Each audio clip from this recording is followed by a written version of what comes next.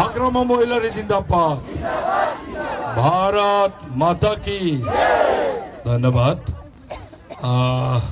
প্ৰথমতে মই আজি ৰাতিপুৱাৰ পাপৰকে আমি আহিম বুলি গম পাই ইয়াত ইমান মানুহ সমবেত হোৱাৰ কাৰণে আৰু ইমান মৰম আৰু শ্ৰদ্ধা দিয়াৰ কাৰণে মই আপোনালোক সকলোকে মই অন্তৰৰ পৰা আন্তৰিকতা ধন্যবাদ জনাইছোঁ। আৰু বেয়া নাপালে অলপ গৰম হৈছে, এইটো বেছি হৈছে, মই অলপ কমাব পাৰিম নেকি?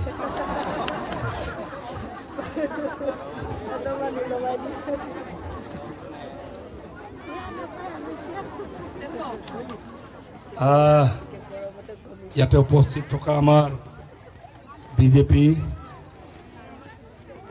সন্মিলিত গণশক্তি, এজিপি, ইউবিপিঅ, এক্স NDAP, আমাৰ জাতীয় সংগঠনৰ নেতৃবৃন্দ,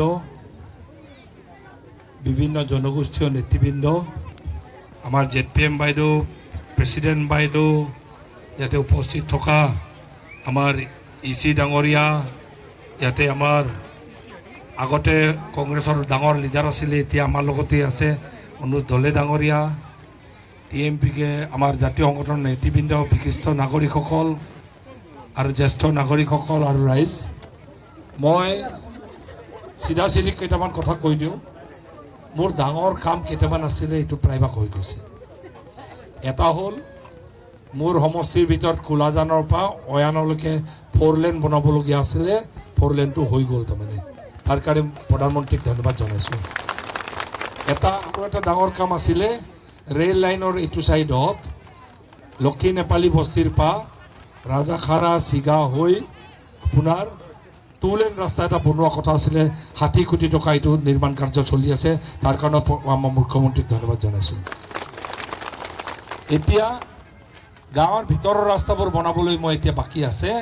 মই যিখিনি ৰাস্তাৰ দায়িত্ব আপোনালোকে দিলে, বেছি ৰাস্তা নাই, 7টামান ৰাস্তা আছে।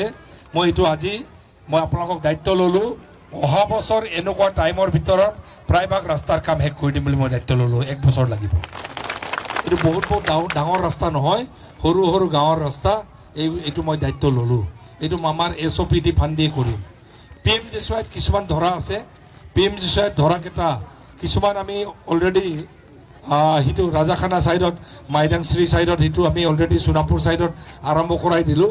এইফালে PMGCYৰ ৰাস্তা কেইটামান আছে, এইটো ছেকেণ্ড ফেজ। তাৰমানে এই মে' মাহত ছেকেণ্ড ফেজত টেণ্ডাৰ হ'ব, আৰু মে' মাহত বাৰিষা হ'লেও কিছুমান কাম আমি আৰম্ভ কৰাই দিম। তাৰমানে ইয়াত ইমান দ জেগা নহয়তো, বাম জেগা, এইকাৰণে কামটো আৰম্ভ কৰাব পাৰিম। মই কাৰণে ৰাস্তা, আৰু মই কওঁ বহুত বছৰৰ মূৰত 1 বছৰ আৰু অলপ ধৈৰ্য ধৰক, 1 বছৰৰ ভিতৰত চব ৰাস্তা হৈ যাব বুলি মই আজি আপোনালোকৰ সন্মুখত ৰেকৰ্ডিঙৰ সন্মুখত মই কৈছোঁ। বাকী ইয়াত মাটিৰ ঝামেলা আছে, ছাৰ্ভেবোৰ হৈ গ'ল, ড্ৰোন ছাৰ্ভে হৈ গ'ল, মেপটো হৈ আছে। ইলেকশ্যন শেষ হোৱাৰ পাছত সোনকালে মেপৰ যিটো আকাৰ আছে, সোনকালে ম্যাদী পট্টাটো দিয়াটো ব্যৱস্থা কৰি দিম। এইটো মই দায়িত্ব লৈছোঁ। ছাৰ্ভেটো যিহেতু হৈ গ'ল। আৰু ইয়াতে স্কুলৰ ঝামেলা আছে, এইটো যিহেতু দুৰ্গম অঞ্চল। ভাল খবৰটো এইটোৱে, বৰ্ডাৰ হাইস্কুলটো পৰ্টেলত আপলোড হৈছে। এইটো মোৰ হিচাপত হৈ যাব লাগে। ME স্কুলটো ক্লাছৰুম কম আছে বুলি কৈছে। ME স্কুলত এডিশ্যনেল আৰু 2টা ক্লাছৰুম মই মোৰ ফালৰ পৰা ধৰি দিম, আৰু 15 লাখ টকা ধৰি দিম। এইটো মই দায়িত্ব ল'লোঁ আজি। আৰু ইফালে LP স্কুল এটা আছে, আমাৰ সৰ্বেশ্বৰ পেগু ডাঙৰীয়া সদায় কৈ থাকে সেল্ফ বেছ স্কুল কৰিব লাগে। সেইটো সেল্ফ বেছ স্কুল অলৰেডি অৰ্ডাৰ এটা বাহিৰ অলপতে হৈ আছিলে, এইটো সোনকালে অৰ্ডাৰটো বাহিৰ কৰি দিম মই এইটো। আৰু কমিউনিটি হল, বাথৌ মন্দিৰ, নামঘৰ, এনেকৈ লিষ্টটো দি থৈছে।